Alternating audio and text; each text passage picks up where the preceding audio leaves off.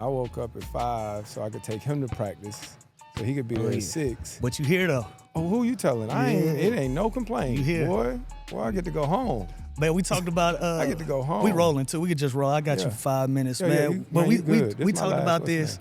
We talked about this years ago, man, how important it is to be connected to your kids, be connected to the fam, especially when they at them impressionable ages where they going through so much, and you know for a fact that you can help them along the way. Now you back with the Clippers, back with the fam. We was just talking about it. You able to take your son and take your family to certain events. What's that part of this transition back to LA been like? Man, you know, it's crazy, man. And like, I remember us talking about it, and I literally like been trying to speak this into existence, you know what I mean, for I don't know how many years, you know what I mean, seriously, just because the timing, like with your kids and your family, and you know, hoop is hoop. You love to hoop all day long, but you don't hoop all day, you know what I'm saying? So when you go to practice and you get home, you want to know what's going on with your kids, and man, I wouldn't trade this experience that I'm having right now for the world. Because them FaceTimes only go so far. Sure. Yeah, and it's crazy because thinking the last 6 years when I lived away from him, Chris was 9 and 10, and my daughter was like 7, and them FaceTimes when they young, when they on their way to school, they ain't even really talking to you. They don't understand, yeah. You know what I'm saying? They ain't even tripping. But they just like, yeah, all right, yeah. You know, so now just 10 minutes here on the way to school, getting home from school, you know what I mean? That right there has been, I done had some moments already this summer that I'll never forget for the rest of my life. Wow. Yeah. That's amazing, bro. And I can sympathize to that because I got to the point at the end of my career, it was like, it ain't even about me no more. No. You know what I'm saying? Like, it ain't even about me. Like, obviously, we still got goals. We still got things we want to accomplish. That competitive drive, that's still burning. You want to still do things, but then once you watch your kids, it's like, bro, it's they moment. It's their opportunity. So for me to go to Atlanta at the end of my career, that was the only thing that stopped me from retiring. Yep. Was because I remember we used to talk about it. Yeah, that was the only thing that stopped me from retiring was going to Atlanta because of being able to be there with my kids, being able to take my girls to school, be there for recitals and basketball games and cheerleading competitions and all of that stuff. To be there for them moments, man, and still be in your career, and they at the age now where they can really appreciate, like, damn, that's still popping, like that still got you think it. they can, except for my son at the age where he popping this year. Yeah. He think he He the got man. action. Yeah, but it's wild because our kids at a certain age, they just get used to going to games, right? They just get used to going to games. I remember when I first left the Clippers and went to Houston, right? When we basically flip-flopped, Right. And Damn, we did get, okay. we flip-flopped. So when I came back here, my family was with me in Houston. It wasn't until I went to OKC that they started living back here in LA, because the uncertainty of knowing where I was going to be. You want that but stability. I remember when we would come back and play at the Staples Center, my kids were young, especially my daughter. She would come into the game and she'd try to go to the family room, right? And we like, oh, nah, baby, this This ain't that no more. This ain't that no more. And it's wild to see them because for the last 6 years, they haven't consistently went to games. Wow. Right? But when I was here, they was always here. They was so young, it didn't matter if it was a school night or what. And now it's funny, actually, being back here, they got their own schedules now. Yep. You know what I mean? They got their own games. busy. They got practice and all that. So it's still cool that they'll have the opportunity, you know what I mean, to come see me, that I can see them. And like you said, as you get older, your mental health, right? Like the hooping ain't enough. Right. Like I need to see them. I need to see my wife to make sure that, you know what I mean, I'm okay. You know what I'm saying? Man, it's a full circle moment for you because, you know, your legacy is cemented. Like, we know you Hall of Fame. We know you got a jacket. Do you look at yourself as a Hornet or a Clipper or both? That's or crazy. How do you see it going down when it's all said and done? Man, it's both. It's all. You know, it's all of the above, but it's crazy.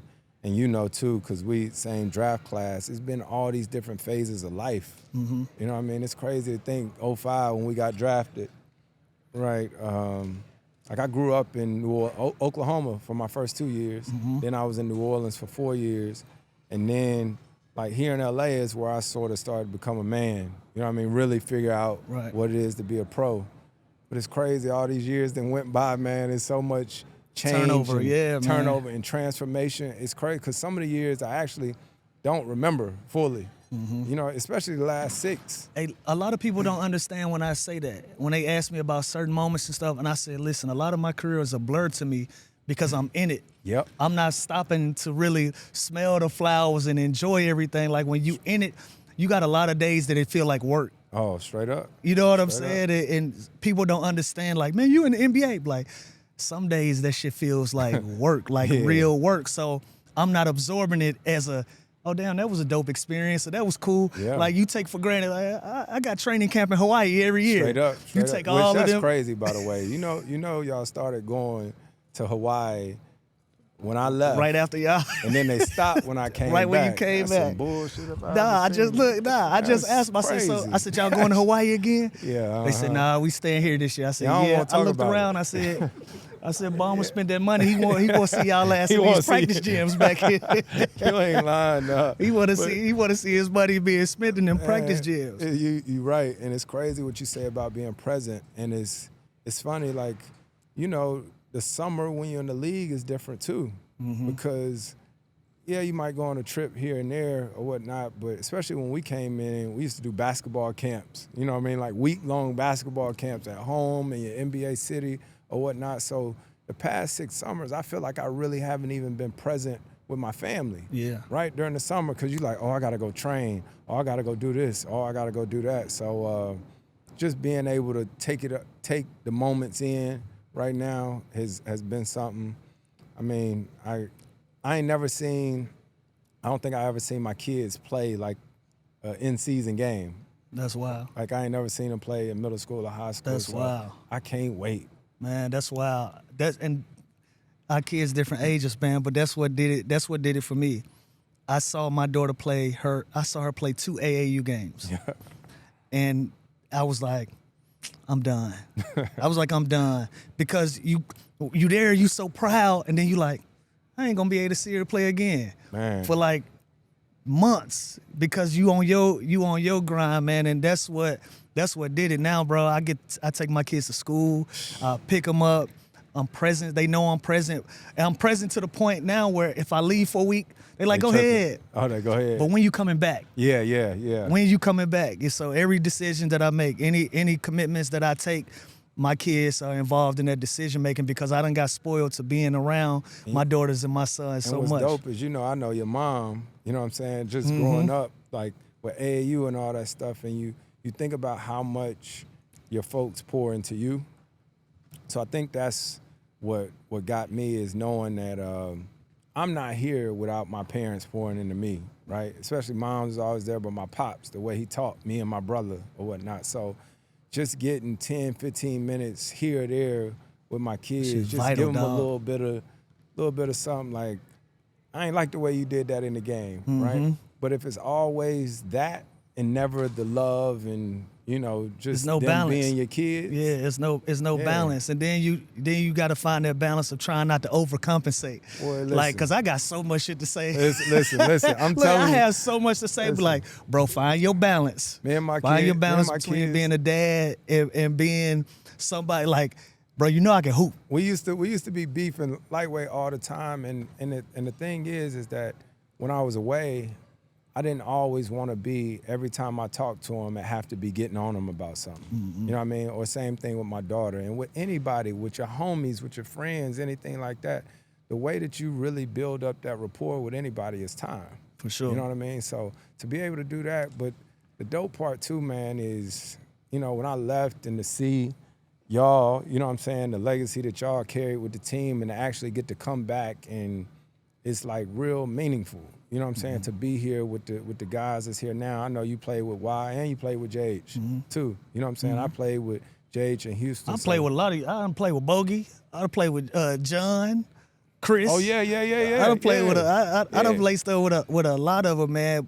But to your point about parenting, what I found dope about what I learned about my kids, like my daughter that played basketball, she played volleyball too. Yep. My other daughter, she's into cheerleading. And I don't know shit about cheerleading, and I don't know shit about but you loving volleyball. it. So I can just be there as a dad and not look at it in a critical way, like you should have did this. Them be the most joyful things that I go through when I'm at the events and I don't know nothing about what's going It on. is. I can just support them. And you get a chance to learn. So when I went to Houston and played them 2 years, my son didn't hoop. He didn't hoop like that. He played 1 year. He played 1 year with the Houston Hoops down there. Man, them kids were so nice. They was running laps around him, man. Chris was over there riding the bench, crying. I love you, son, but they was different at that age. So he was into soccer. That's when my son started playing soccer, and I was loving going and just being in. Just being able to be a dad, straight up. Just being able to be a dad.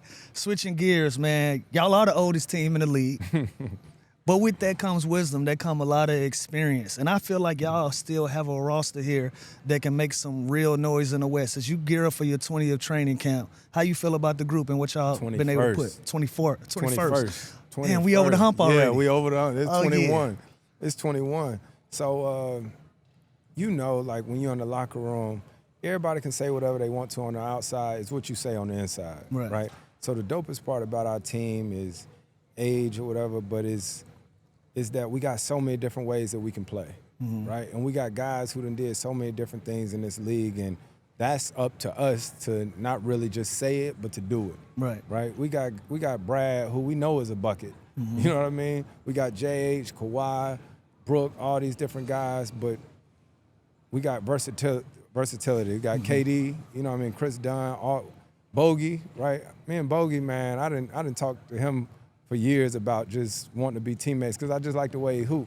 So I think if everybody just buy into whatever role, whatever you need to do for this game, you know what I'm saying, then what we gonna do? How you see yourself fitting in here? Man, I told them I'm gonna be ready to do whatever you ask me to do. Yeah. You know what I'm saying? Like seriously, I didn't went into all these seasons as the starter or whatnot, but for me, I'm gonna be ready. I'm gonna be ready to hoop. If you ask me to pick this dude up full court or something like that, then if that's what I need to do, cool with it. Cool with it. But my thing is to come in every single day. They're gonna see me in there working. You know what I mean? And whatever that game called me to do, I'm gonna be ready for it. You at peace with everything? You at peace with your career? You know what's crazy? I am. Yeah. I am. And I'm gonna tell you, like my people around me, my support system, especially my wife, man, she just keep telling me this year, she said, just have fun. You ain't got no pressure or nothing like that. She just be like, have fun. Now, I'm still gonna be competitive. Hell yeah. That's who I am. That's why always, do it if you're not? Exactly. I'm always gonna be that.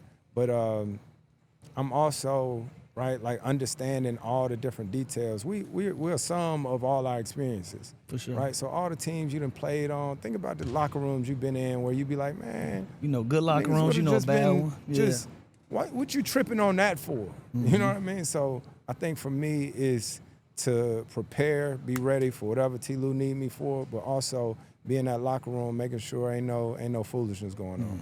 Is this it? This the last one, or I don't know. You ain't putting a date on it until the wheels fall off. I ain't putting a date on it right now, but I do know I'm not gonna take it for granted. I'm gonna make sure I enjoy each moment traveling to the different cities and take it all in, man, because this is wild. It's actually wild when I think about, you know what I'm saying, all the guys I done had a chance to play against. 3 decades. This 3 decades worth of work, bro. Yeah. It's a blessing, dog. It's surreal. It's surreal, man. Look, we could sit here and talk all day about life. We're gonna do this for real, family. Though. Yeah, we get a real one in, man. But I want to see you get celebrated. And I think this is the place for it to happen. I think the timing was right. I think the energy is right that's surrounding this team. I think y'all got a lot of guys in that locker room that still got a lot to prove. They got chips on their shoulders.